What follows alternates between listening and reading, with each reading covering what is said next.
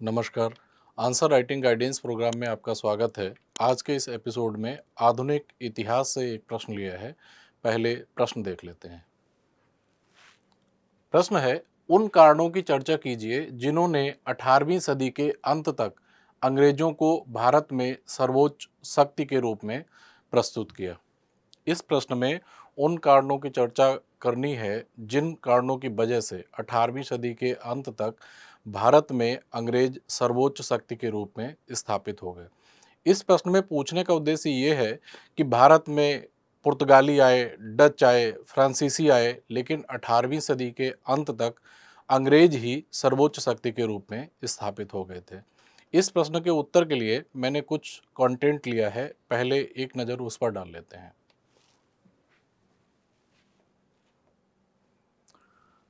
ये जो कंटेंट लिया है मैंने, ये संस्कृत आईएएस की जो बुकलेट है वहाँ से इमेज ली है और पढ़ लेते हैं इन कारणों को। पहला कारण है व्यापारिक कंपनियों की संरचना एवं कार्यप्रणाली। इसमें लिखा हुआ है, ब्रिटिश ईस्ट इंडिया कंपनी एक निजी कंपनी थी जो निदेशक मंडल द्वारा नियंत्रित होती थी। इसके सदस्यों को वार्षिक रूप से चुना जाता था। वहीं दूसरी तरफ फ्रांस और पुर्तगाल की व्यापारिक कंपनियां सरकारी नियंत्रण में थीं। राजा के पास फ्रांसीसी कंपनी में 60% से अधिक शेयर होते थे। इस प्रकार की कंपनी में शेयरधारकों की कम रुचि होती थी। यही कारण है कि 1725 ईस्वी से 1765 ईस्वी के मध्य फ्रांसीसी कंपनी के शेयरधारकों की कोई बैठक ही नहीं हुई थी। दूसरा कारण दिया है नौसैनिक सर्वोच्चता। यूरोपीय शक्तियों की अपेक्षा ब्रिटिश नौसैनिक शक्ति अधिक उन्नत व सशक्त थी। नौसैनिक सर्वोच्चता के कारण ही ब्रिटेन ने फ्रांस और पुर्तगाल को पराजित किया तथा अपने जहाजी बेड़े को निरंतर सशक्त किया। इसी का परिणाम था कि अंग्रेजों ने भारत में विदेशी शक्तियों को परास्त किया। अगला कारण लिखा है सैन्य कुशलता एवं अनुशासन। ब्रिटिश सेना के नेतृत्वकर्ता राजनीति एवं कूटनीति में निपुण थे तथा उनके सैनिक अत्यधिक अनुशासित एवं प्रशिक्षित थे। नवीन प्रौद्योगिकी ने ब्रिटिश सेना को सदैव अत्याधुनिक बनाए रखा। आगे लिखा है ब्रिटेन की स्थायी सरकार। 1688 ईस्वी की शानदार क्रांति के पश्चात ब्रिटेन में राजतंत्र के साथ स्थायी सरकार की विद्यमानता बनी रही। वहीं दूसरी तरफ 1789 ईस्वी में फ्रांस में क्रांति हुई, जिसके बाद भी फ्रांस अनिश्चितताओं में उलझा रहा। नेपोलियन के उत्थान से लेकर उसके पतन तक फ्रांस निरंतर युद्ध में ही उलझा रहा। 17वीं शताब्दी में डच और स्पेन 80 वर्षों तक युद्ध में संलग्न रहे। और उसके बाद अगला कारण लिखा है औद्योगिक क्रांति का प्रसार। 18वीं सदी के पूर्वार्ध में ब्रिटेन में औद्योगिक क्रांति की शुरुआत हुई, जिसने ब्रिटिश कंपनी की व्यापारिक आवश्यकताओं को मजबूत किया। कच्चे माल की मांग तथा तैयार माल के लिए बाजार की आवश्यकता ने कंपनी को भारत के साम्राज्य को प्राप्त करने की प्रेरणा प्रदान की। वहीं दूसरी तरफ अन्य विदेशी कंपनियां भारत में राजनीतिक युद्धों में ही उलझकर रह गईं तथा व्यापारिक गतिविधियों पर ध्यान नहीं दिया। अगला कारण है ईसाई धर्म के प्रसार में कम रुचि।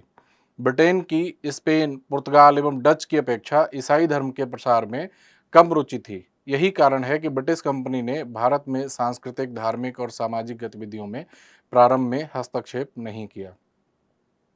और अगला और अंतिम कारण लिखा है ऋण बाजार का उपयोग। ब्रिटिश कंपनी ने युद्धों के लिए वित्तीय आवश्यकताओं को पूरा करने हेतु ऋण बाजार का उपयोग किया। वहीं दूसरी तरफ फ्रांस अपने धन एकत्रित करने के तरीके के कारण ही असफल हो गया। तो ये 5-6 कारण दिए गए हैं। इन्हीं कारणों को लिख देना है, इससे उत्तर की पूर्ति हो जाएगी। और ये प्रश्न 150 वर्ड्स के लिए है और 10 मार्क्स के लिए है। अब देख लेते हैं कि इस बच्चे ने अपने उत्तर में क्या लिखा है।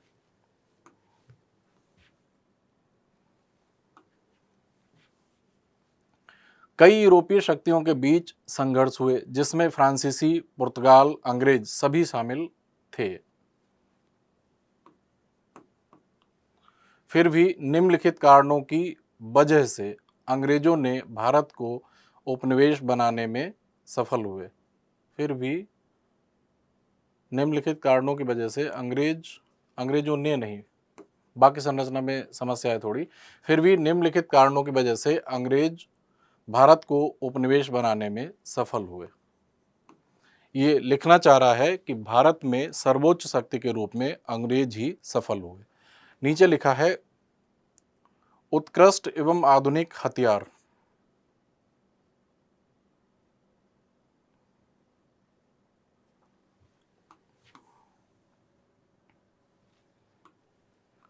अंग्रेजों के पास आधुनिक हथियार की विशिष्टता ने भारत की क्षेत्रीय शक्तियों को कमजोर कर दिया। साथ ही उनकी पैदल से अनुशासित तथा उत्कृष्ट ये क्या लिखना चाह रहा है, ये उत्कृष्ट लिखना चाह रहा है लेकिन स्पेलिंग इसने गलत लिख दी। उनकी पैदल सेना शायद लिखना चाह रहा हो, ये वर्ड से लिख के छोड़ दिया है। अंग्रेजों के पास आधुनिक हथियार की विशिष्टता ने भारत की क्षेत्रीय शक्तियों को कमजोर कर दिया। लेकिन प्रश्न तो क्षेत्रीय शक्तियों के बारे में पूछा ही नहीं गया है। प्रश्न तो पूछा गया है कि 18वीं सदी में जो ब्रिटेन की सर्वोच्चता स्थापित हुई, पुर्तगालियों के या स्पेन या डचों में से कई ऐसी यूरोपीय शक्तियां थीं जो भारत आईं, उनमें से सर्वोच्च सत्ता स्थापित हुई अंग्रेजों की, उनके बारे में कारण पूछा था। क्षेत्रीय शक्तियों के बीच अंग्रेजों को क्यों सफलता मिली, इसकी जानकारी नहीं मांगी गई थी।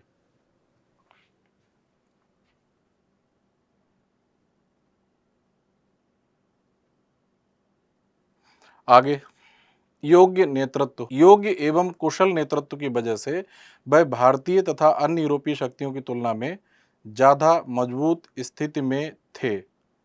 वहीं उनकी तुलना में अन्य शक्तियां बिखड़ी हुई तथा कमजोर नेतृत्व के सूचक थे, जैसे मराठा तथा मुगल नवाब। योग्य एवं कुशल नेतृत्व की वजह से वह भारतीय तथा अन्य यूरोपीय शक्तियों की तुलना में। इस समय इस प्रश्न में भारतीयों के बारे में तो प्रश्न ही नहीं पूछा गया है। ये पूछना चाह रहा है प्रश्न में कि 18वीं शताब्दी के अंत तक जो यूरोपीय शक्तियां आईं भारत में, उनके बीच जो प्रतिस्पर्धा थी, उस प्रतिस्पर्धा में ब्रिटिश ही सफल रहे और 18वीं शताब्दी के अंत में सर्वोच्च शक्ति के रूप में स्थापित हुए। और ये यहाँ पर लिख रहा है क्षेत्रीय शक्तियों को कमजोर कर दिया, यहाँ पर लिख रहा है भारतीय तथा अन्य यूरोपीय शक्तियों की तुलना में ज़्यादा मजबूत स्थिति में थे, वहीं उनको तुलना में अन्य शक्तियां बिखड़ी हुई तथा कमजोर नेतृत्व के सूचक थे। वाक्य संरचना में भी यहाँ पे दिक्कत है, जैसे मराठा तथा मुगल नवाब। ये तो प्रश्न में पूछा ही नहीं गया है। आगे पढ़ते हैं, आर्थिक सुदृढ़ता। ब्रिटिश कंपनी एक व्यापारिक कंपनी थी, फलतः उनकी आर्थिक स्थिति सुदृढ़ थी, जो उन्हें युद्ध लड़ने में सैनिकों को सशक्त करने में मददगार थी। ब्रिटिश कंपनी एक व्यापारिक कंपनी थी। अन्य जो शक्तियां आई, उनकी जो कंपनियां थी वो भी तो व्यापारिक कंपनियां ही थी।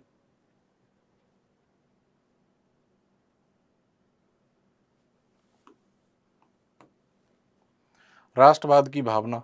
अंग्रेजों की राष्ट्रवाद की भावना ब्रिटेन के प्रति प्रबल थी, जबकि भारतीयों में राष्ट्रवादी भावना का अभाव था।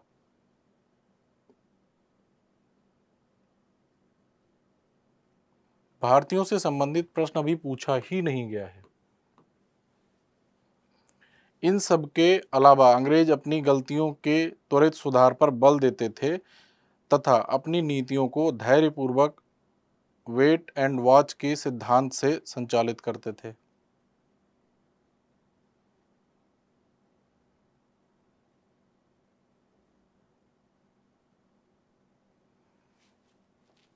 ये बच्चा प्रश्न की मांग को ठीक से समझ नहीं पाया। प्रश्न को पढ़ते हैं फिर से।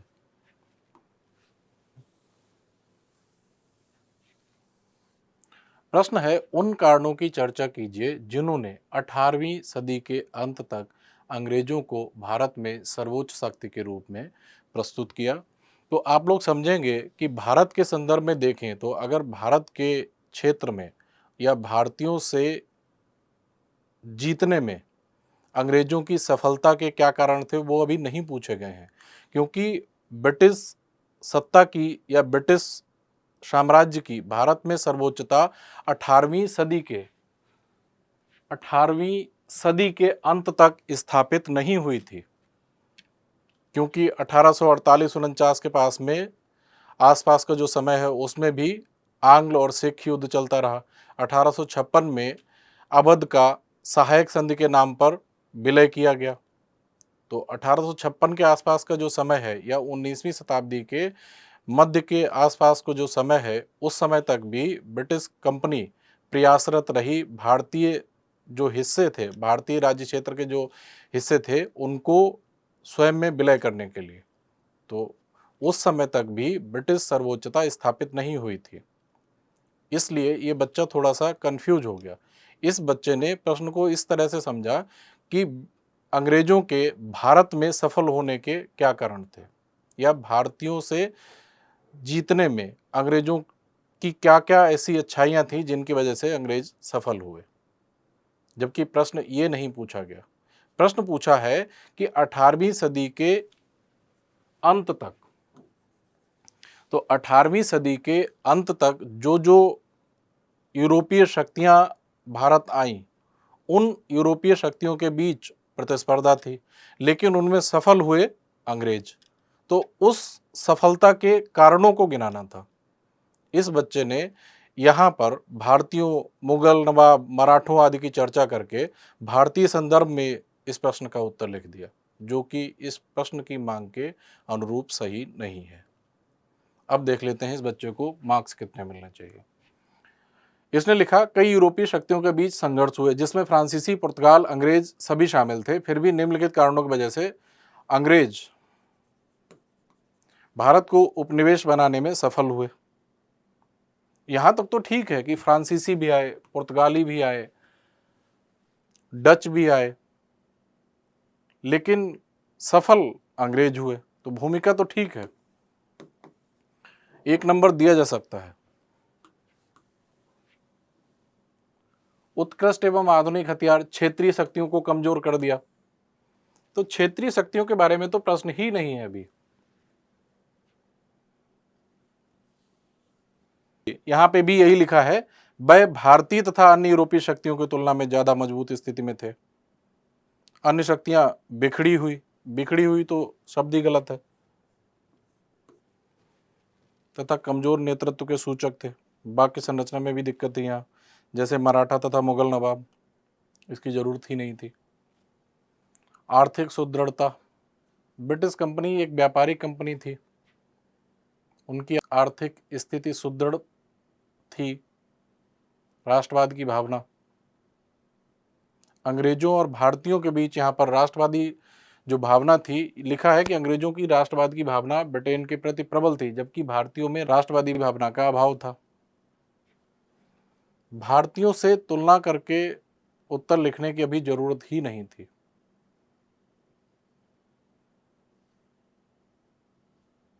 क्योंकि प्रश्न में यह नहीं पूछा गया है कि क्षेत्रीय शक्तियों के बीच में ब्रिटिश कंपनी अपनी सर्वोच्च सत्ता कैसे स्थापित कर सकी। प्रश्न पूछा गया है 18वीं शताब्दी के अंत के समय का। इसलिए ये जो मुख्य भाग में ये जो बातें लिखी हैं, ये प्रश्न की मांग के अनुरूप नहीं है।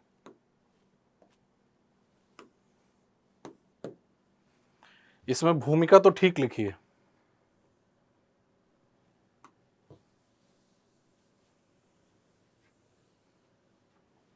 कई यूरोपीय शक्तियों के बीच संघर्ष हुए जिसमें फ्रांसीसी, पुर्तगाल, अंग्रेज सभी शामिल थे।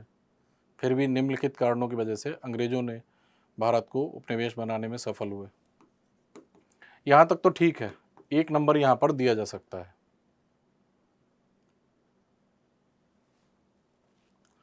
लेकिन आगे जो मुख्य भाग में बातें लिखी हुई हैं, वे बातें कहीं भी प्रश्न के मांग के अनुरूप नहीं है। कंटेंट पर एक बार नजर डाल लेते हैं। व्यापारिक कंपनियों की संरचना एवं कार्यप्रणाली, नौसैनिक सर्वोच्चता, सैन्य कुशलता एवं अनुशासन, ब्रिटेन की स्थायी सरकार, औद्योगिक क्रांति का प्रसार, ईसाई धर्म के प्रसार में कम रुचि, ऋण बाजार का उपयोग, ये सारे कारण लिखने चाहिए थे।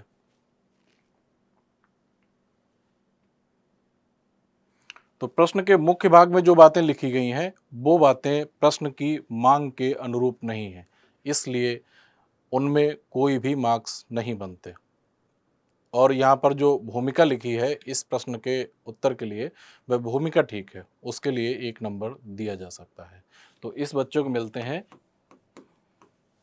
10 में से 1 नंबर, वह भी केवल भूमिका के लिए। और जो प्रश्न में जो मुख्य भाग में जो बातें लिखी गई हैं वे बातें प्रश्न की मांग के अनुरूप हैं ही नहीं, इररिलेवेंट हैं और अननेसेसरी हैं, इररिलेवेंट हैं, इसलिए उनके लिए कोई मार्क्स नहीं बनते हैं। और इस बच्चे को ये सलाह दी जाती है कि पहले प्रश्न को पढ़े और प्रश्न की मांग को समझे कि प्रश्न में पूछा क्या जा रहा है। प्रश्न में कहीं नहीं लिखा है कि भारत की क्षेत्रीय शक्तियों के बीच अंग्रेज क्यों सर्वोच्च शक्ति के रूप में स्थापित हो गए। प्रश्न में पूछा गया है 18वीं सदी के अंत तक, और 18वीं सदी के अंत तक का मतलब है कि जो यूरोपीय शक्तियां आई थीं, पुर्तगाली, डच, फ्रांसीसी आदि, उनके बीच में प्रतिस्पर्धा थी और उस प्रतिस्पर्धा में अंततः अंग्रेज ही सफल हुए और 18वीं सदी के अंत तक सर्वोच्च शक्ति के रूप में भारत में स्थापित हुए। ये बात लिखनी थी और कंटेंट मैंने दिखा दिया था आप लोगों को क्या लिखना चाहिए था। और इस बच्चे को 10 में से 1 नंबर दिया जाता है, वह भी भूमिका के लिए।